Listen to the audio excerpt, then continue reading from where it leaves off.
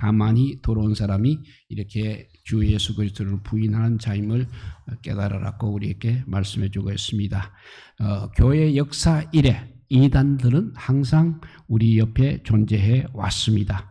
이단의 역사, 기독교의 역사 거의 같다고 볼 수 있는 것입니다. 초대 교회 당시에도 이단들이 교회에 침투하여 이단 교리를 가지고 많은 성도들을 미혹해 갔습니다. 그러므로 사도들은 이렇게 교회에 편지를 써서 이단들의 정체를 알리고 경계하게 했던 것입니다. 초대교회는 당시 최대의 이단인 영지주의의 영향을 받은 사람들로 인해서 많은 곤욕을 치르고 있었습니다. 그들은 그 영지주의 영향을 받은 사람들은 이렇게 말합니다. 영은 선하지만 육은 악하다고 하는 영육이원론을 주장하고 있었습니다. 따라서 육신의 이 행위는 영혼에게 아무런 영향을 미칠 수 없다고 생각합니다. 그래서 결국은 그들은 쾌락주의에 빠져들고 말았습니다. 심지어 하나님의 은혜는 어떤 죄라도 다 용서하실 수 있으므로 사람은 어떤 죄를 지어도 상관이 없다고까지 그렇게 가르쳤습니다. 오히려 죄가 크면 은혜가 크다면서 경건한 생활보다는 타락한 생활을 일삼았던 것입니다. 그래서 이 사람들은 염치가 없습니다. 체면도 없습니다. 부끄러운 줄도 모르는 파렴치한 그런 사람들이었습니다. 이런 사람들이 가만히 교회에 들어와서 성도들을 미혹하고 범죄하게 만들고 있었습니다. 이때 예수님의 아우였던 유다, 이 유다가 이런 거짓 교사들에게 빠지고 있는 교회들에게 편지를 써 보냈던 것입니다. 거짓된 교사들의 그 실체를 밝히 보여주고 이런 여당과 맞서서 힘써 싸울 것을 강력히 근거하기 위해서였던 것입니다. 여기서 가만히 들어왔다는 것은 자신들의 악한 마음을 숨기고 들어왔다는 것입니다. 이것이 이단에 대해서 바로 우리가 경계해야 할 이유인 것입니다. 거짓 선생들과 이단은 사악하고 엄흉한 모습으로 이렇게 우리가 눈에 보이게 다가오는 것이 아니라 친절하고 달콤한 유혹으로 우리 곁에 서서히 다가오는 것입니다.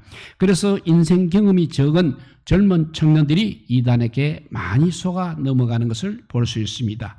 그렇습니다. 이단들은 이렇게 비밀스럽게 몰래 침투해 들어와 자리를 잡게 됩니다. 이는 이단들의 전형적인 속성인 것입니다. 그들은 교회 공동체에 언제 들어왔는지 모르게 들어와 자리를 잡습니다. 그리고 성도들의 신앙을 흔들어 교회 공동체의 영적 성장을 방해하고 파괴하는 것입니다. 지금까지 이단들의 형태가 여러 모습으로 나타났습니다. 아주 인수적인 해석을 합니다. 그리고 이렇게 한 군데로 치우친 해석을 하는가 하면 구약도 폐기하고 하는 이단도 있습니다. 그리고 율법을 구원의 조건으로 둔다든지 종말을 지나치게 강조한다든지 귀신을 또 지나치게 강조한다든지 혹은 매사를 항상 직통계시로 의존한다든지 쓸데없는 기적과 이적을 강조하거나 입신체험을 강조하는 등 교회사적으로 되풀이되는 이단들의 행태를 항상 이렇게 반복하고 있습니다. 우리는 성경을 대할 때 성경이 말씀하고 있는 바를 순수함으로 받아들이며 임의로 혹은 억지로 해석해서는 안 되는 것입니다. 그러한 일은 결국 성경을 자신의 어떤 이기적 욕심을 채우려는 수단으로 전락시키는 경과를 가져오게 되는 것입니다. 2000년이 넘는 교회사 속에 나타났던 수많은 이단들의 형태 중에 하나가 바로 그런 것이었습니다. 그리고 오늘날 더욱 위험한 형태는 바로 가족관계를 깨뜨린다는 것입니다. 교회 공동체가 더 소중하다고 주장하면서 가족관계를 깨뜨리는 것입니다. 신천지가 그렇고 신사도 운동을 영향을 받은 많은 교회들이 그렇게 하고 있습니다. 이들은 가정이 파탄되는 것을 마다하지 않고 있는 것입니다. 그래서 이단들의 폐해가 이만큼 크다는 것입니다. 이단들은 일종의 간첩처럼 몰래 슬며시 들어와서 교회를 해치는 악행을 하고 있습니다.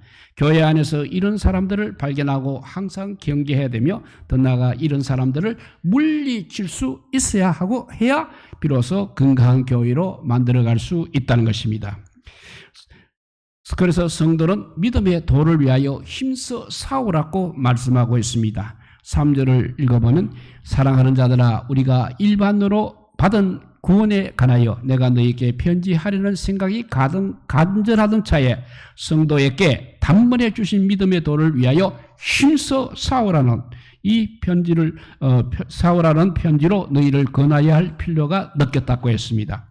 유다는 이렇게 수신자들에게 일반적으로 받은 구원에 대해 편지를 하겠다는 생각이 있었습니다. 그런 차에 성도에게 단번에 주신 믿음의 도를 위해 힘써 싸우라는 내용의 근거를 하지 않으면 안 되겠다는 편지의 강력한 필요성을 느꼈던 것입니다. 믿음은 구원에 이르는 유일한 근거가 됩니다. 그래서 우리의 구원은 예수 그리스도를 믿는 믿음을 통해서만 주어지는 것입니다. 그러므로 믿음이 없다고 하는 것은 그리스도를 통해서 베풀어진 구원과 아무런 상관이 없음을 뜻하고 있습니다. 그렇게 구원받은 그리스도인이라고 하는 사람들은 누구든지 반드시 이 예수 그리스도의 믿음을 가지고 있어야만 하는 것입니다. 그리고 이 믿음을 온전히 또 지켜야만 하는 것입니다. 그런데 사단은 우는 사자같이 언제든지 기회가 주어지게 되면 우리의 믿음을 쓰러뜨리고 우리를 삼키려고 하고 있는 것입니다. 거짓 사상은 아주 교묘합니다. 그래서 분별력이 없게 되면 쉽게 넘어가는 것이 특징입니다. 왜냐하면 이단들의 특징은 비슷한 것이 많고 중요한 몇 부분만 다르게 하여서 자신들의 탐욕을 세워가기 때문입니다. 이단들은 자신들이 이단이라고 밝히지 않고 가만히 들어와서 아첨을 하기도 하고 원망과 불만을 토로하기도 합니다. 또 교묘히 해방합니다. 자신들의 이익을 엄밀히 챙기기 때문에 겉으로 보면 똑똑하고 신선하게 보일 수도 있는 것입니다. 그렇지만 이러한 사람들은 바로 양의 탈을 쓴 일입니다. 자기 몸만 기르는 목자입니다. 열매 없는 가을 나무인 것입니다. 그러므로 믿음의 도를 지키는 삶을 살아가려면 이런 거짓 가르침을 분별할 수 있는 능력을 항상 가져야 하겠습니다. 유다는 교회에 가만히 들어온 자들과 성도들의 싸워야 할 근거가 바로 이 믿음의 도라고 확실히 밝혀주고 있습니다. 따라서 성도들은 경건한 생활과 깨어있는 기도 생활을 통해서 이단들의 공격으로부터 방어해야 하는 것입니다. 유다는 그들의 거짓 교훈과 예언에 대해서 경계할 필요를 느꼈던 것입니다. 그렇습니다. 우리가 힘써 싸우고 깨어 있어야 하는 것은 그들이 바로 몰래라든지 가만히라든지 이렇게 들어와서 연약한 우리의 심령을 또 미혹하기 때문입니다. 그들의 특징은 경건하지 아니하다는 것입니다. 하나님에 대한 경외가 전혀 없습니다. 그러므로 하나님의 말씀을 절대적 기준으로 받아들이지 않고 있습니다. 그들은 또 하나님의 용서하시는 은혜를 정욕의 기회로 삼으면서 죄를 오히려 승인하고 있습니다. 그러므로 무엇이든지 자유롭게 할 수 있다고 그렇게 생각하는 것입니다. 그러니까 우리 성도는 그 믿음의 도를 지키기 위해서 끝까지 싸워야 하는 것입니다. 특히 입으로는 하나님의 은혜를 말하면서 방탕한 생활을 하지 않도록 늘 주의해야 하겠습니다. 은혜를 입은 자들의 합당한 삶은 진리 안에서 항상 경건을 추구하는 삶이 되어야 합니다. 교회의 진리 전교의 사명은 또한 하나님 말씀 이외에 어떤 다른 것을 전하거나 가르칠 권세가 교회에는 있지 않다는 것입니다. 경경 안에서 주님께서 말씀하시는 것을 선포하기 위해서 교회는 성도들에게 단번에 주신 이 믿음의 도를 위하여서 힘써 싸움으로써 성경과 성경 그 자체와 성경 진리들을 단번에 주신 믿음의 도를 위하여 힘써 싸움으로써 성경 그 자체와 성경의 진리들을 모든 공격과 왜곡으로부터 보존해야 할 책임을 가지고 있는 것입니다. 그래서 데살로니가 전서 1장 6절을 보면 또 너희는 많은 환난 가운데서 성령의 기쁨으로 말씀을 받아 우리와 주를 본받는 자가 되었다고 했습니다. 데살로니가 교회 성도들은 많은 환난 가운데서도 성령의 기쁨으로 말씀을 받았다고 하였습니다. 데살로니가 성도들은 바울과 실라가 빌립보 지방에서 전도하다가 감옥에 갇혔을 때 환난 중에도 기도하였습니다. 또 하나님을 찬미했습니다. 이와 같이 환난 중에도 이렇게 성령의 도우심을 힘입어서 기쁨으로 주의 말씀을 믿고 의지하여 믿음의 도를 지켰던 것입니다. 그렇습니다. 성도들은 환난 중에도 더욱 힘쓰고 애써야 할 것이 바로 성령님의 기쁨을 입는 것 하고 성령의 말씀을 믿고 의지하는 이 두 가지입니다. 왜냐하면 하나님의 하나님의 영으로 말미암아 참된 권능을 얻을 수 있기 때문입니다. 그 능력 안에서 모든 것을 할 수 있을 뿐만 아니라 하나님의 말씀은 능하지 못한 것이 없습니다. 그렇기 때문에 우리가 성령의 기쁨을 입고 기쁨을 힘입고 능력의 말씀 이 두 가지를 의지할 때 환난을 능히 이기고 믿음을 지킬 수 있는 것입니다. 그러므로 우리는 환난 중에도 성령님의 기쁨 또 능력의 말씀 이 두 가지를 힘입기 위해서 기도와 찬양, 말씀 생활에 더욱 힘써야 하겠습니다. 힘써 싸우란 말은 레슬링 경기에서 선수들이 솟는 노력을 의미하고 있습니다. 유다는 가만히 들어온 거짓 교사들에게 미혹되지 말고 복음 진리를 수호할 것이고 또 복음 진리를 지키기 위해서 운동선수처럼 전신의 힘을 다하여서 싸우라고 하는 것입니다. 여기서 싸우라는 단어는 현재형으로 되어 있습니다. 이는 복음 수호를 위한 그리스도의 영적 전쟁은 항상 지속되어야 함을 말하고 있는 것입니다.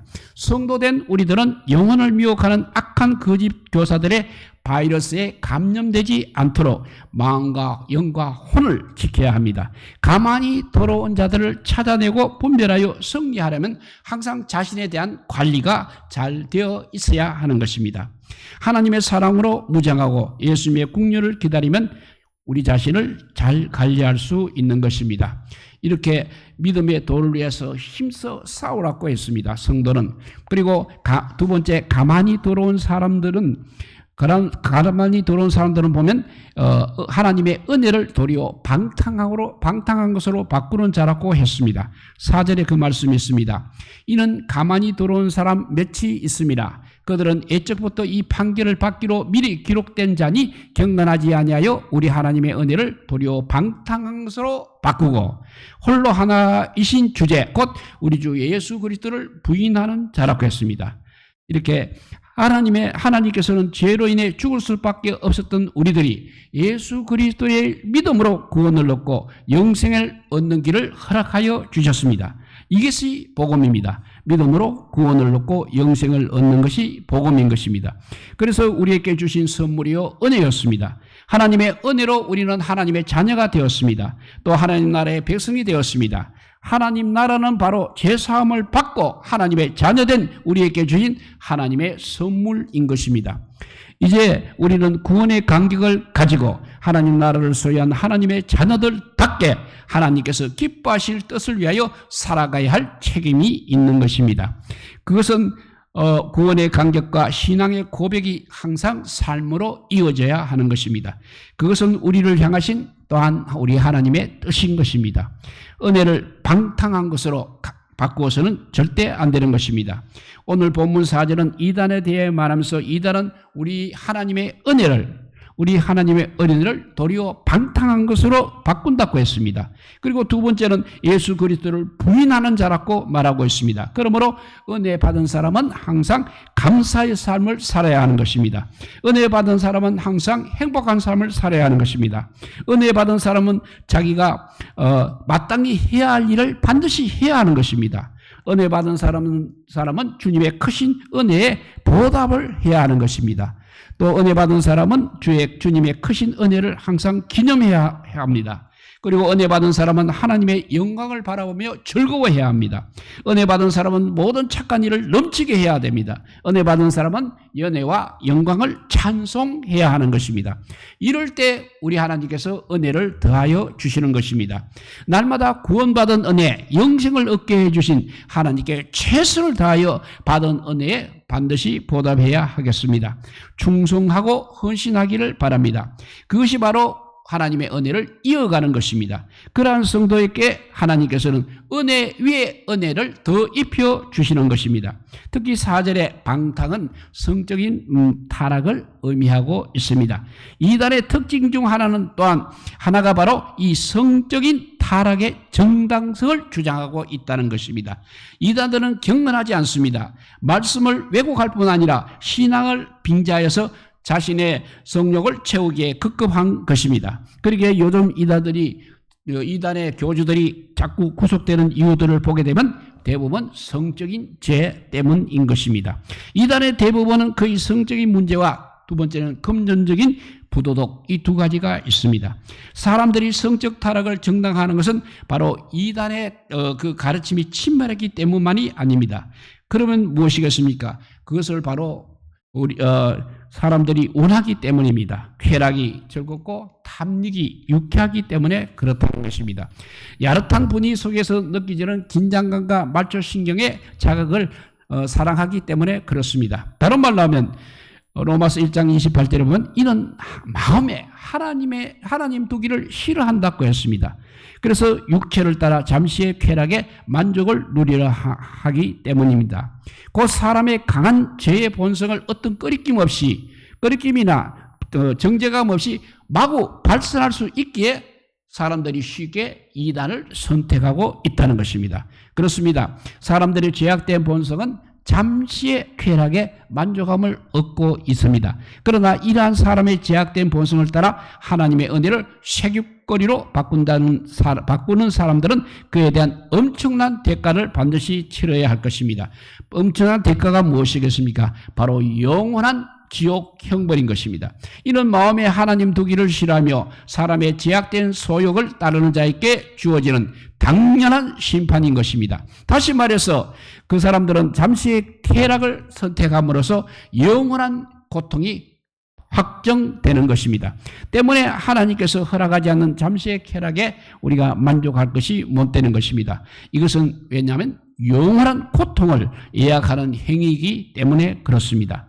복음은 방탕한 사람을 은혜 아래 사는 삶으로 바꾸는 능력입니다. 설 수 없는 서리 같은 인생을 유용하고 소중한 인생으로 바꾸는 것이 복음입니다.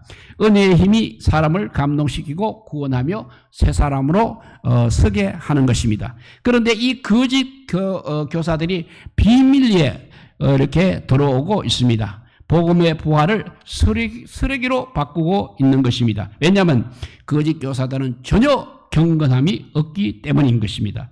하나님을 두려워하고 하나님 앞에 서서 하나님의 말씀을 믿고 그 말씀대로 실천하는 것이 바로 경건인 것입니다. 그런데 오히려 말씀을 업신여기고 하나님을 업신여기고 경건이 없는 거짓 교사들의 삶이라는 것은 방탕밖에 나타날 것이 없다는 것입니다. 방탕은 바로 욕대로 산다는 뜻이 되겠습니다. 어찌 이들을 그냥 둘 수 있겠습니까? 이들이 교회 안에 들어와서 방탕의 바이러스를 뿌리고 다니면 교회의 거룩은 그냥 스그짐으로 바뀌게 되는 것입니다. 하나님의 은혜가 나타난 것은 성도들로 하여금 불경건과 세속적 욕망을 부정하고 이 세상에서 검소하고 어렵게 그리고 경건하게 살도록 하기 위함인 것입니다. 때문에 그리스도의 은혜를 방탕의 핑계로는 도저히 삼을 수가 없는 것입니다. 우리가 거짓 교사처럼 악독한 사람들이 아니라면 우리는 우리의 구원이 하나님께서 그저 베풀어 주신 은혜에 근거하고 있다는 사실을 믿어야 합니다. 그래서 언제나 회개와 하나님을 경외하는 삶과 새로운 생활을 추구해야 하겠습니다. 하나님께서는 오늘날 우리의 삶 속에서 역사하고 계십니다. 우리가 하나님의 은혜를 입고 우리가 누리는 것이 모든 것이 당연하게 우리에게 주어지는 것이라고 생각하고 하나님이 아닌 어떤 다른 것에 의지하게 될 때 하나님께서는 우리가 의지하고 있는 모든 것을 흔드십니다. 또 우리가 당연하게 누릴 수 있다고 생각하는 것을 반드시 거두어 가실 것입니다. 그래서 우리도 모르게 섬기는 이 세상의 권세들 또 이 세상의 우상들을 버리고 진정으로 하나님의 은혜를 간절히 의지하게 하시기 바랍니다. 가만히 들어온 사람들처럼 하나님의 은혜를 도리어 방탕한 것으로 바꾸는 자가 되지 않고 늘 하나님의 은혜를 간절히 간구하는 간절히 의지하는 성도님이 되시기 바랍니다. 이렇게 해서 성도는 믿음의 도를 위하여 힘써 싸우라고 말하고 두 번째는 가만히 들어온 사람들은 하나님의 은혜를 방탕한 것으로 바꾸는 사람이라고 했습니다. 그리고 세 번째 가장 중요한 것은 가만히 들어온 사람들은 주 예수를 부인하는 자들입니다. 4절에 그 말씀이 있습니다. 다시 한번 읽어보면 4절을 다시 한번 읽어보면 이는 가만히 들어온 사람 몇이 있습니다. 그들은 애적부터 이 판기를 받기로 미루 기록된 자니 경건하지 아니하여 우리 하나님의 은혜를 도리어 방탕한 것으로 바꾸고 홀로 하나이신 주제 곧 우리 주 예수 그리스도를 부인하는 자니라 했습니다. 초대교회를 향한 악령의 미혹은 하나님을 전면적으로 부인하는 것이 아니라 하나님은 오직 한 분이라는 하나님의 유일성, 이것을 강조하면서 시작이 되었습니다. 교회보다 더욱더 강하게 하나님의 유일성을 강조해 놓고는 이제 엉뚱하게 어떻게 하느냐면 예수님을 하나님으로부터 배제시킨다는 것입니다. 그러니까 왜냐하면 하나님은 한 분이시니 성령님이나 예수님은 하나님이 아니라는 것입니다. 알고 보니까 하나님의 유일성을 강조하는 것이 목적이 아니고 바로 목적은 하나님을, 예수님을 부인하는 것이 목적이었습니다. 유일한 구원이신 주 예수 그리스도를 인정하지 않은 자들은 초대교회 때부터 지금까지 계속 존재해 왔습니다. 그리고 때가 되면 사라지기도 했습니다. 그러나 이단은 또 계속 또 발령해 왔습니다. 결코 완전히 사라지지 않았습니다. 이단들은 예수님의 신성과 인성을 부인하며 그리고 예수님의 존재 자체까지도 부인해 왔습니다.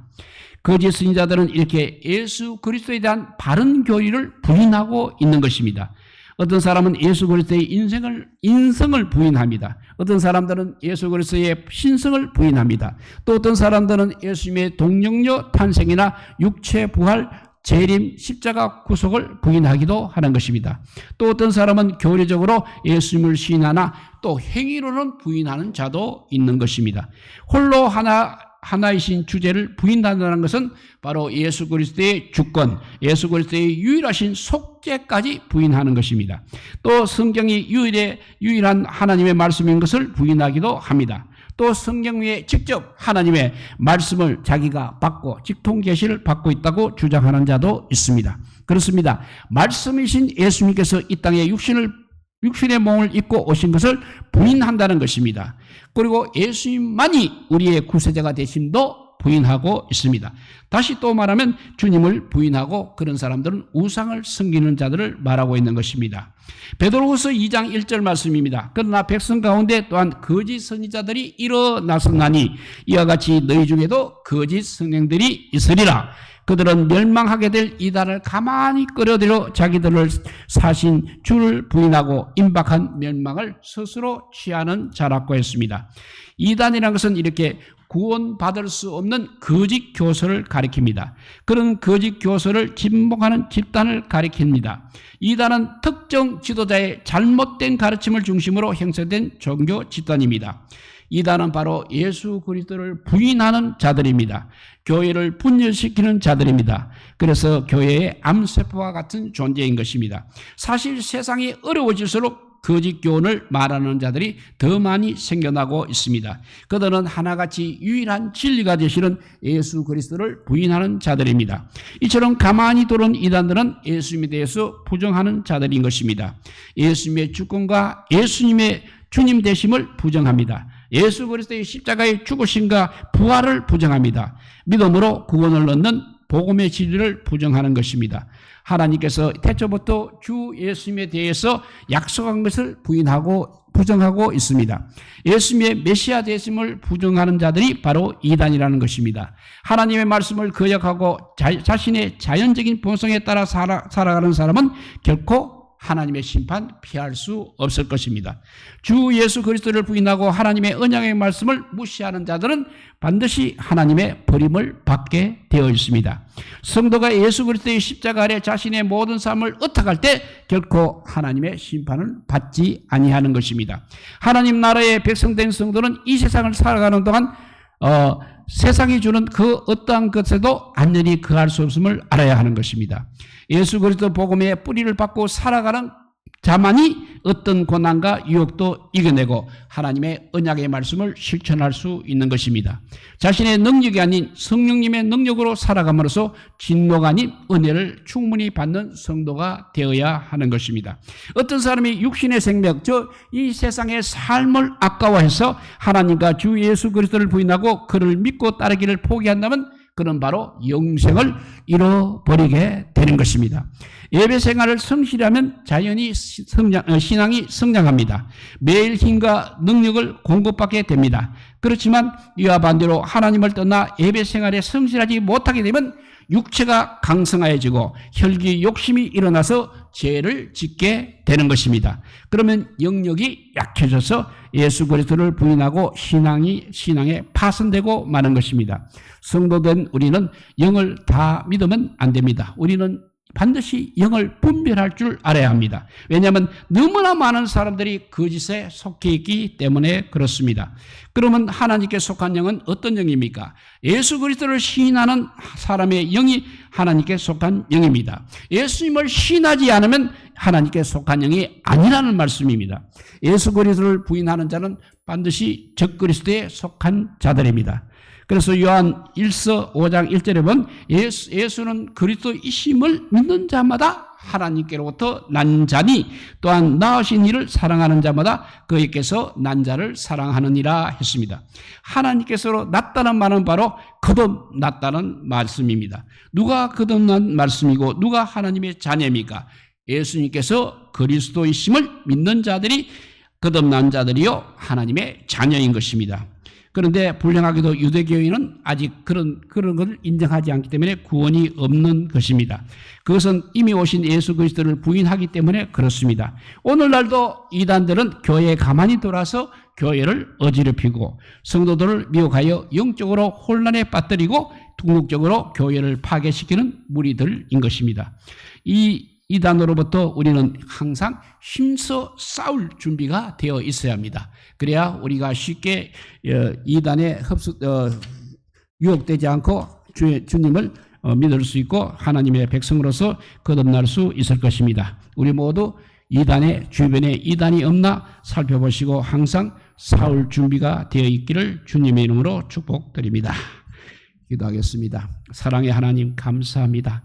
정말 예수님을 쉽게 믿고 쉽게 아버지 주님의 나라의 백성이 되면 좋겠는데 이것을 방해하는 무리들이 우리 주변에 많이 있습니다. 우리가 그 분별력이 없으면 도저히 아버지 우리가 그들에게 이길 수가 없습니다. 성령의 능력을 힘있게 하여 주시고 믿음으로 아버지 믿음이 건강하게 하여 주셔서 적그리스도에게 속한 자들로부터 유혹되지 않도록 우리를 지켜주시기를 주여 간절히 빌고 원합나이다.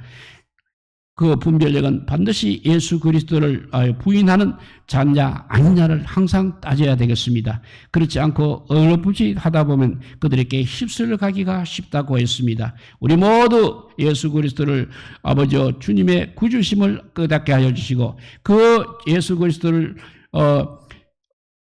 그리스도에 속한 자가 되게 하여 주시고 예수 그리스도를 시인하는 자 되게 하여 주시기를 간절히 빌고 원하오며 우리 구주 예수 그리스도 이름으로 기도드리옵나이다. 아멘. 545자입니다. 이